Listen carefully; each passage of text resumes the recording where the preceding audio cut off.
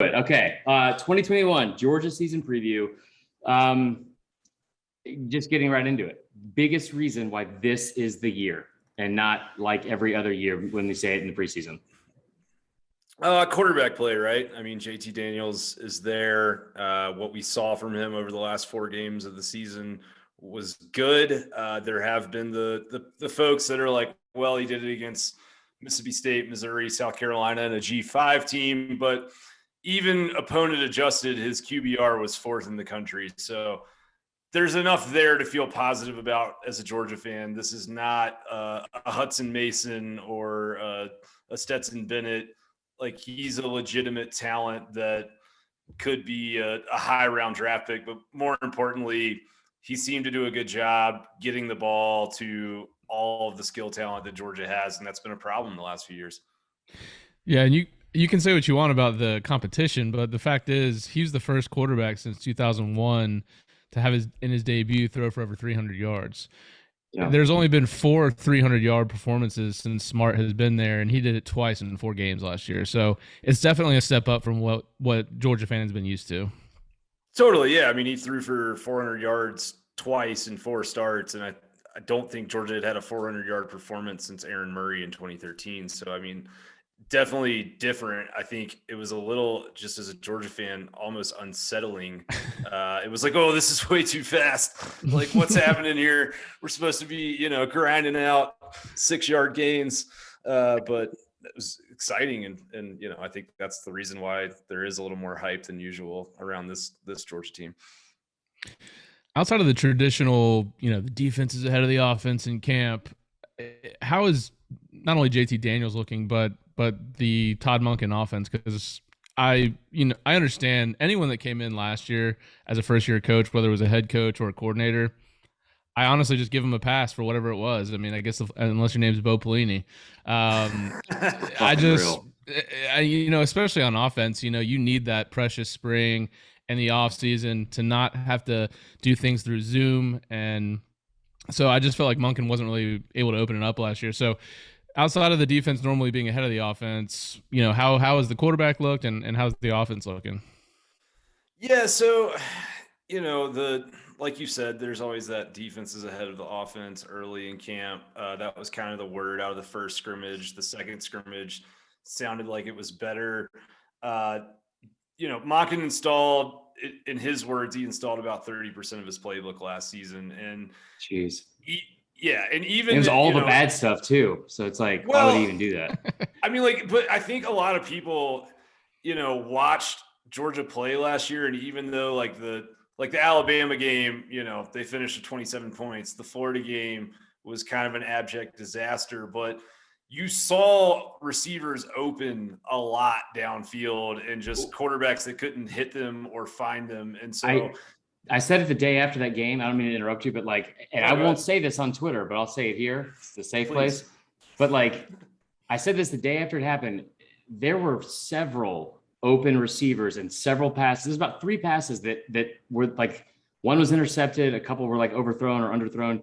That were the difference in that game where I thought Georgia could have honestly won by the same amount against Bama. And by all means, it would not have been a 17-point loss. That the end of that game, the scoreboard, I didn't feel like it was indicative at all. And if you had a quarterback, I feel like Bama loses that game against JT Daniels. Yeah, possibly. The Florida game, I think, was even more. It was more egregious. The second half of that game, especially when Bennett got hurt, you just saw drive after drive of Dwan Mathis overthrowing a guy that was clear by 5 yards and behind the defense. So I think you have to feel good about his ability to scheme guys open downfield and really have a vertical passing attack, which is something Georgia has not had since Kirby Smart has been there. I think the question is what's going on injury-wise with, especially for the Clemson game. If you're looking just at week 1, I think that's the concern, is arguably your 3 best targets or 3 most dynamic downfield playmakers could be out for that game. And so I think we're going to find out just how good Todd Monken is at scheming some of these guys open downfield. What's weird is that this is the first season in a long time. I feel like we're not talking about the running backs or the defense, predominantly than any other part of the team. And so like getting into that a little bit, like the running back situation, y'all have an unbelievable amount of talent in that backfield. I don't know if it's the best, like, I mean, if 4 deep, yeah, sure. It's the best running back, still running backs in maybe the country. But how do you split those carries? Because there's so much talent back there. Like I said, James Cook, Zamir White. I think Kendall Milton is almost the guy that I put as like my breakout player on offense. But does he even get enough carries to like make that big of an impact? So how do they split that?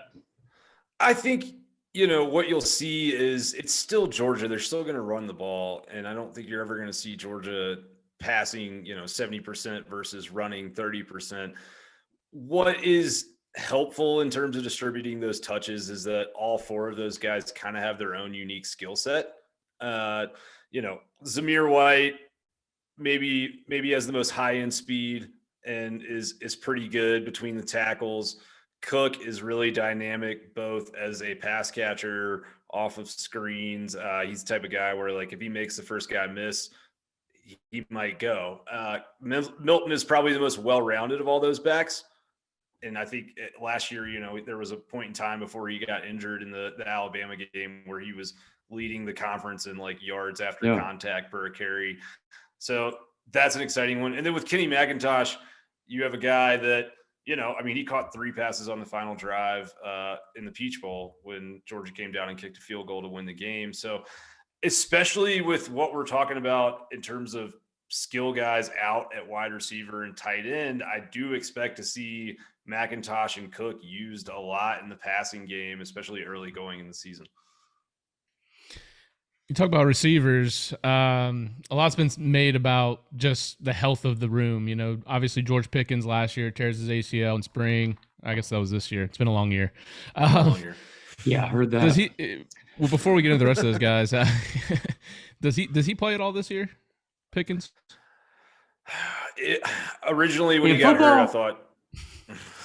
No, yeah. Originally, when he got hurt, I thought we'd probably seen the last of him. Didn't really seem like it would make sense for him, but by all accounts, he's remained extremely engaged and he's going to class, and he is, he was running straight line back at SEC media days. There was a guy, Devon Wilson, who was a defensive back for Georgia that eventually transferred out, but he got injured around the same time in spring camp a couple of years ago and was back playing that November. So I think it's possible, especially I would say if Georgia gets to November with 1 loss or less, and his inclusion could be part of a national title or CFP kind of run, then I think you might see him back on the field. I would say, though, it's probably a 50-50. Okay. But the other guys that were out in the spring, you had Jermaine Burton, Dominic Blaylock, Marcus Rosemary-Jackson. They all missed the spring with various injuries. You bring in Eric Gilbert. Now he's kind of missing in action here. Kyrus Jackson's kind of like I guess you would say the number 1 go-to guy that at least is healthy. Arien Smith has legit track speed. The freshman Mitchell looked good in the spring game, but what's the state of the wide receiver room, going into the Clemson game versus, kind of the outlook for the rest of the season? Yeah. So, I mean, you ran it down pretty well. Rosemy, by all accounts, is 100% full go. And I think, truthfully, he's probably the best route runner on the team. He was really coming on before breaking his leg against Florida last year. But he's a guy that not a ton of people nationally are talking about, but people within the program feel really, really good about. And I think he could be in the starting lineup when they play Clemson in week 1. Smith, like you said, he's that guy, just that world-class speed, but Burton seems to be, if not fully healthy, 90 to 95%. I think he's full go for Clemson. So, I mean, if you put out Rosemy, Burton, Kyrus Jackson, Arien Smith, I think you're in a pretty good spot against Clemson. It's just sort of that second line. Can a guy like Adonai Mitchell, who did shine in the spring game, in his first college game, show up and really kind of have everything together and be where he needs to be mentally? And that's the question. And, the tight end room is really beat up as well. And if you look at how Ohio State attacked Clemson's defense last year and Notre Dame attacked Clemson's defense in their win when they played the first time up in South Bend, the tight ends were a big part of the game plan. So keep an eye on Brock Bowers. He's a true freshman, has come in, been a lot of rave reviews about him. He had a couple nice plays in the spring game, but kind of a freakish athlete. I think he's got like a 48-inch vert and really soft hands. So I think he's probably somebody that you could see targeted a lot in that Clemson game, that nationally folks are going to just feel like he came out of nowhere. Brock Bowers might be one of the better tight end names I've heard. It is. It's very good. Yeah. He's from Napa, California too. I mean, beautiful. Okay. Yeah. Oh, totally. Hey, Chris, before we go to the defense real quick, I know the O-line has a ton of talent when you look at recruiting rankings. I've just been here and there, like just leading up to the season, I've been reading and listening to podcasts, just various reports on Georgia, that the O-line, I don't know, maybe a little shaky as compared to the talent. I know Warren Erickson broke his hand, which was the hand that he snaps with. Apparently he's ambidextrous, but doesn't seem like a great plan to try to snap with the other hand against Clemson and their D-line. What's the outlook for the O-line? Sorry, excuse me. Sorry. So I think with the O-line, it's kind of the classic Kirby Smart philosophy of if you throw enough 5 stars at any problem, you'll solve it eventually. Right. I think in the past for everything. Well, maybe. Has it though? Yeah. So there you go. But I think at center, you've got Cedric Van Pran Granger, who, was the number 1 center prospect a couple of years ago. He was pushing Erickson even before any injury happened. So I'm not super worried about that. The real question is Jamari Sawyer played last year over at left tackle. He's really more natural as a guard, and Georgia needs somebody to emerge kind of at that tackle spot so that he can go and play guard. Xavier Truss played in the bowl game and had a pretty rough go of it against Cincinnati's D-line. So I don't feel very hopeful about his outlook versus a team with a front seven like Clemson, right? Yeah. You do have Amarius Mims, the all everything recruit who Tennessee was apparently throwing Happy Meals at. I mean, there's been a lot of I've been told from guys that talk to staff members not to be shocked if he's playing week 1 and starting at the midpoint of the year. Tate Ratledge is another guy that's come on really strong, who was a 5-star tackle 2 years ago. I think he's playing guard though, so it's hard not to feel like there's so much talent in that room that they'll find a best 5, but especially against Clemson in week 1, that's kind of that's where the tight end depth worries me too, because Bowers is more of kind of that flex tight end, and Fitzpatrick and Darnell Washington were both very good inline blockers. It sounds like Washington's out for sure. Fitzpatrick seems like is probably going to play, but is he limited? How healthy is he? I don't think anyone really knows right now. But he was used a lot like a H-back or kind of a sniffer at times last year when Georgia was struggling with pass rushes. Did a really good job picking guys up. So if he can play, I think it's a huge boost just to kind of give that young offensive line some backup. And Tyler, even though you skipped over my question and said we're going to move on to defense, I still had another offensive question like we've had in every other fucking preview we've done so far. Wow. First off. Yeah, very aggressive. Yeah. He barely remembers I'm a co-host. All right, we'll just like we'll keep it quick, and you just give me a name. But one, I think that offensive line will be fine. When you talking about having former head coach, Ole Miss football, Matt Luke. Oh, Matt Luke in that O-line room, you're gonna be fine, brother. You'll be fine. And for those of you who don't know, that's the best Matt Luke impersonation you've ever heard in your fucking life. The question I have is the breakout player on offense we've seen for the past couple of years, and I'm going to use Bama as an example.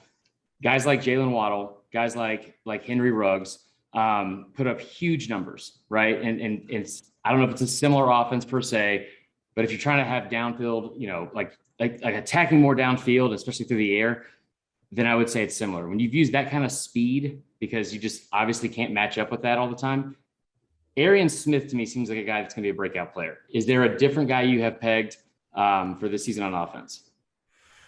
I would agree with you on Smith. If was giving you another name just to be, interesting, I would say Adonai Mitchell. He's a 21-year-old freshman. He was a 3-star recruit, but he's like 6'3", and he's long and he's fast and he's a good route runner. And why is he a 21-year-old freshman? I'm not sure, truthfully. Okay. Is he a 3-star in the classroom, or is he? I haven't heard that. I think, he was maybe held back. He was maybe a year older anyways. Kids get held back these days. Who knows? But he was a guy that Georgia's staff did a really good job of going out and identifying and bringing in. And I think he's going to play a lot. So that would be my answer. Okay. Move over to the defense. Overall numbers were really good, especially against the run last year. They did get gashed up by a couple of the more elite offenses they faced in Bama and Florida. But they were a little banged up last year as well. Front seven is where it starts for Georgia. Should be one of the top 2 or 3 D-line in the country in total. Return a ton of experience, led by Jordan Davis, who just, I don't know why, but he turned down the NFL. Jalen Carter seems like the next superstar off that D-line, but just tell me a little bit about that D-line room, and outside of Jordan Davis, who's the known commodity, who might emerge this year. So Devontae Wyatt is the guy that no one talks about that they really should. He's, a 300-pound guy with 4.6, 4.5 even speed, according to some people. He is a freak. He had more pressures, more quarterback hurries, more tackles for loss last year than Davis did, and less snaps. And he's kind of the other D tackle there. And when Georgia goes to those 4-down sets, he can play D end, or he can line up as a tackle. So keep an eye on him, because I think he will be a high round draft pick, but he's just sort of been overshadowed by Davis for the last couple of years. Travon Walker is another name, defensive end. He's coming in at 280, and he's been running down on kick coverage for the last couple of seasons. Just another freakish athlete. Kind of seemed like the lights sort of finally coming on for him.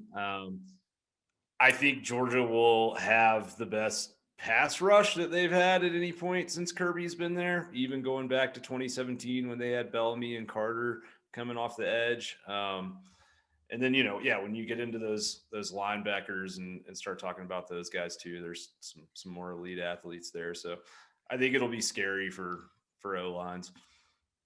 That class they had a couple of years back, I remember just being astonished. And I guess it was 2 years ago now, maybe 3, I'm not really sure. But astonished in the fact that they had the number 1 class in the country, right? They signed the number 1 overall player. And it wasn't just the amount of 5 stars. I think it was like 7 total or something. It wasn't just the amount of 5 stars. It was like the every single part of it was incredibly impressive. You had 7 overall players that were the number 1 player in their state. You had the number 1 player in JUCO. You had the number 1 player out of high school.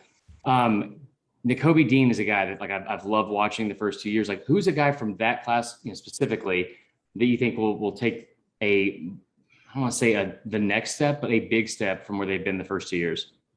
Nolan Smith. He was, I think, the number 1 overall player in the country that class. And he's a guy that's just kind of always been a half step late from making some of those big plays. And he's worked really hard. He's coming off the edge very well. He's done a lot of transformation in the weight room.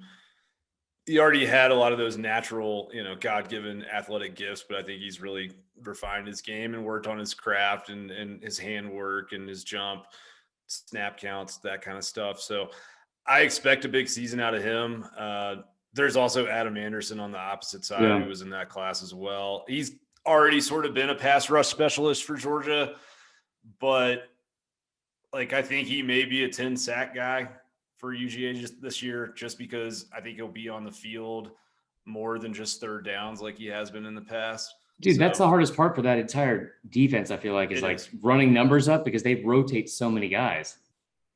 100%. Yeah. And it's tough, because that's how you get the whole Kirby Smart can't develop false narrative, right? Because, it's he had X number of sacks. But if you just look at kind of pure down to down football competency of being in the right place at the right time and making tackles and, setting edges. Those guys are all doing the right things. I mean, there's a reason Jermaine Johnson transferred out of that room.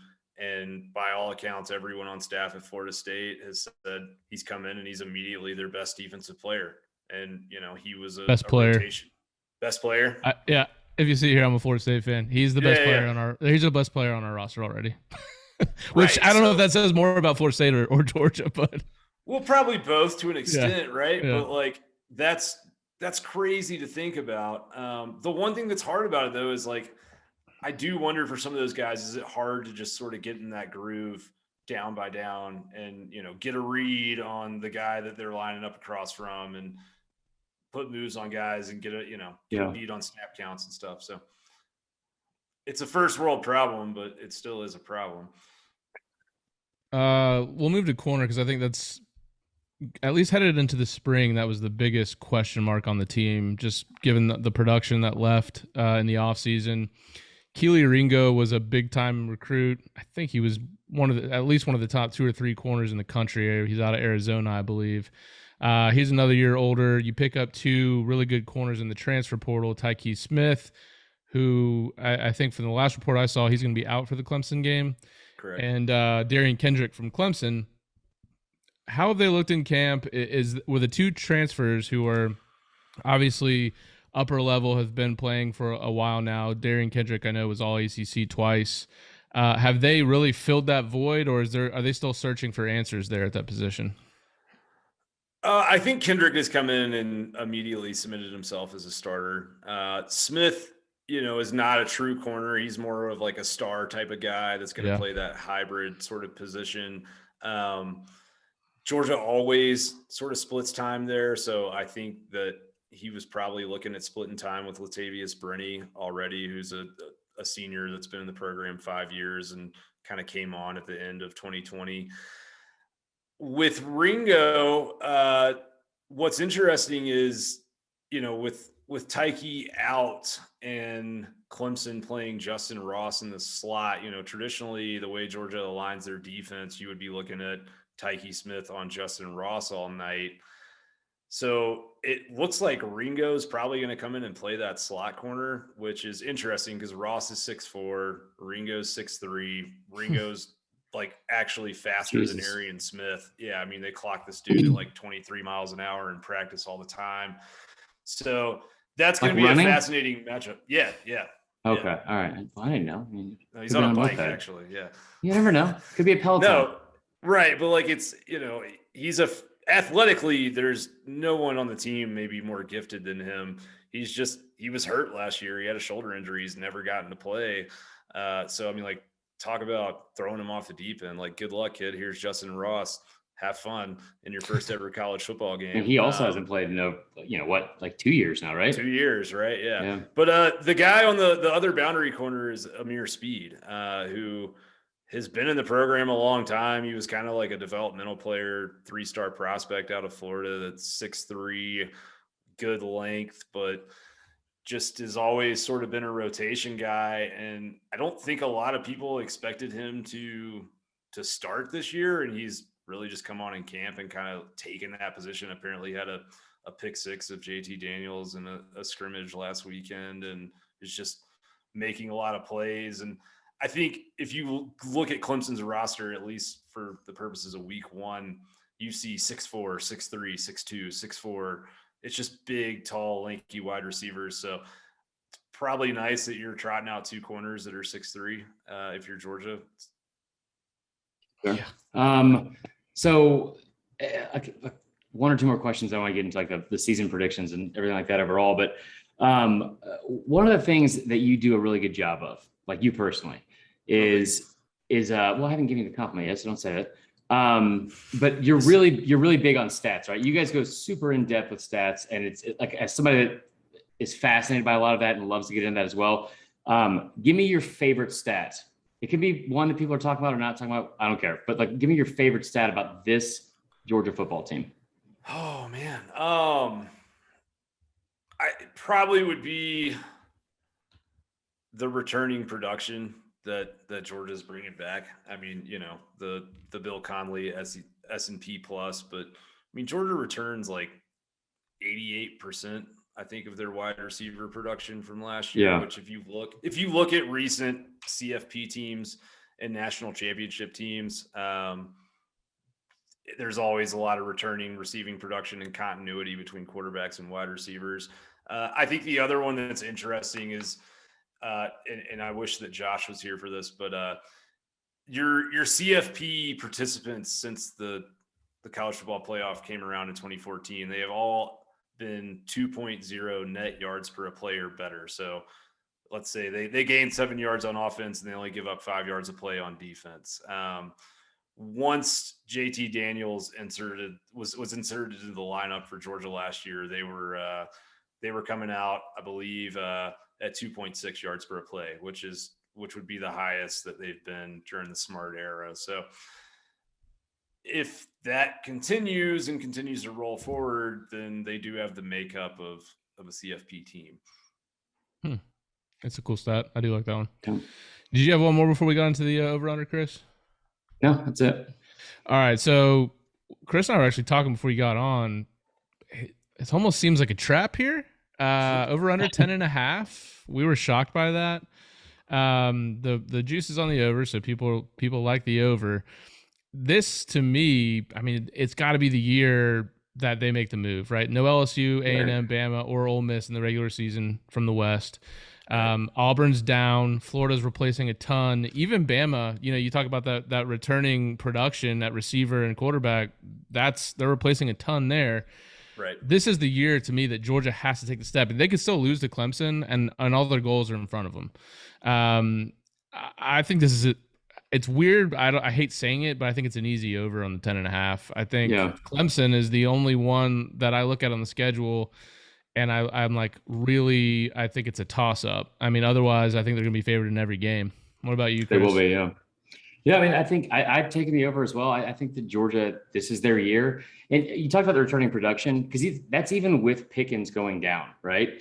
Like, there's still so much returning production on offense. We got a glimpse of it towards the end of last year. I think the defense, one thing we didn't talk enough about last year, and something that I've seen argued nonstop on Twitter, especially, is, they lose that game to Florida and they get ran ragged with all these wheel routes. But Georgia had a ton of injuries in that game, right? And for most of the latter half of the season, I think Georgia wins 11 games. The Clemson game kind of scares me, so I'll be a little bit reluctant to say 12. I think they win at least 11 games. I think they win the national championship. I really do. And we talked about just the players returning. For me, it's Dan Lanning, and then having your OC coming back as well with Monken. So it's that for me, the continuity there is what puts them over the top and is different than anywhere else. Yeah, I 100% agree with you on the continuity. And someone made the point recently, and I wish I remember who it was because I would give them credit. But probably me. It was probably you for sure, 100%. Actually, it was probably Tyler. You never say anything smart on here. Monken comes from the NFL, man. And this Clemson game in week 1, or a potential Alabama matchup, or a Florida down the road, or a CFP matchup, he's used to having to scheme up successful plays when you're good on good, right? And that's a big advantage. A lot of college coordinators are kind of only used to functioning with a talent advantage at some of these programs. And so I do think that will help Georgia in 2021. I'm with you on the over. I put out some predictions on Twitter today, my East and West records for the SEC, and I went 11-1 for UGA. I think that Clemson game may just be a bridge too far with some of these injuries. Even if they win it, I just think it's really hard to go through a regular season 12-0. As a Georgia fan, I think I would actually probably rather see them lose a game before the playoff, just because there's always the reset that happens after a loss. So yeah, I mean, I think, the 10.5 does feel a little bit like a trick. That opened at 10, I believe, at one point too. So it's that one is even stranger, but right. Yeah, it's ridiculous. Yeah. But I mean, Georgia's also added, Kendrick and Taiki Smith and Reed Gilbert since then. So it does make sense that it's bumped up a little bit. Awesome, man. Well, Graham, we appreciate it. Again, his Twitter handle is @DawgOutWest, Dawg Sports live show. Where else can we find your stuff? Is it a YouTube show? Dawg Sports Live. So we're a podcast and a video show, but yeah, our YouTube platform is probably where you get the most kind of bang for your buck, even though it's free. We do a lot of film breakdowns and highlights, and Josh, my partner, is really great with stats and graphs. So if you want kind of that analytical taste of UGA football, please come and check us out. Definitely. It's my personal favorite Georgia podcast. And there's a bunch of them out there, but yes, it's my personal favorite. I'll say that. So, but we appreciate having on, Graham, and we'll talk to you a little bit later. Sounds good. Thank you guys for having me. Really enjoy what you do. Yeah. Thanks, man.